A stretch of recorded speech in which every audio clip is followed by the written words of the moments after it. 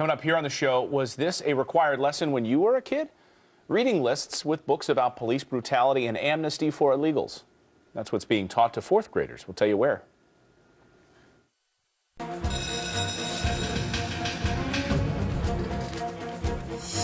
How'd you feel if your 9-year-old went to school and got lessons on the Black Panthers and police brutality and amnesty for illegals? Well, now you can, because these are all topics included in a 4th grade assigned novels that are in the Wake County School District in North Carolina. Here to discuss and share some examples, Caleb Bonham, Editor-in-Chief of Campus Reform. Caleb, nice to see you this morning.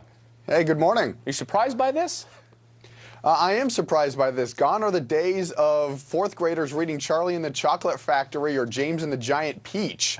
One Crazy Summer is a book that these 4th graders are required to read in North Carolina, and it is like the Debbie Downer of homework. But let me give you this. I'll read a quote from you, Caleb. There's a little story time here this morning for you. Here's a quote from One Crazy Summer. Quote, "I was sure they were Black Panthers. They were on the news a lot lately. The Panthers on TV said they were in communities to protect poor black people from the powerful, to provide things like food, clothing, and medical help, and to fight racism." Yeah, it's absolutely outrageous. I mean, this is a story about 3 daughters who think that they're going to go meet their negligent mother and she's going to take them to Disneyland and they're going to meet Tinkerbell. But instead, the mother ships them off to a Black Panther camp, summer camp, and instead of spending time with Mickey Mouse, they're kicking it with the likes of Huey Lewis. You know, the kids in the 4th grade need to be taught, you know, things that encourage creativity or drive that love for reading. And the way to do that is more encouraging texts, not texts that are discussing police brutality and the evil racism that is America. They're also historically misleading. The Black Panthers killed an awful lot of poor black people, far from protecting them.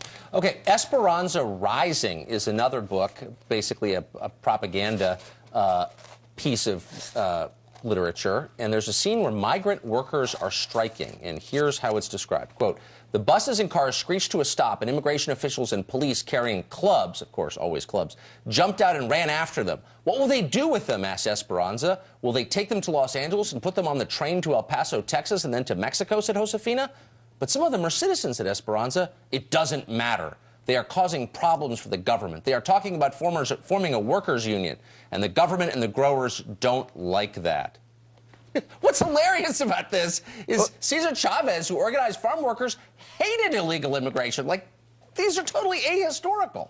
Exactly. It's not historically accurate, but it's also, it remains consistent with the theme that these 4th graders are picking up, and that is that the police are good for one of 2 things. They're either going to shoot you, as is the case in the summer book earlier, or they're going to deport you, whether you're legal or not.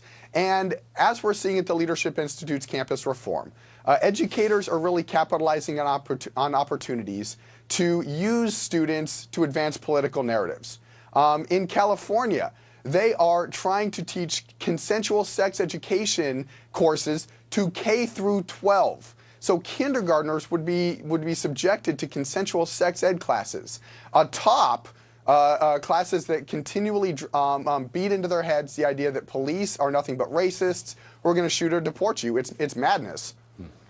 Caleb Bonham, we appreciate you joining us this morning. We should mention we reached out to the Wake County School District for a comment, but we did not hear back. Thanks, Caleb. We're still waiting. Hey, thanks for having us, Caleb.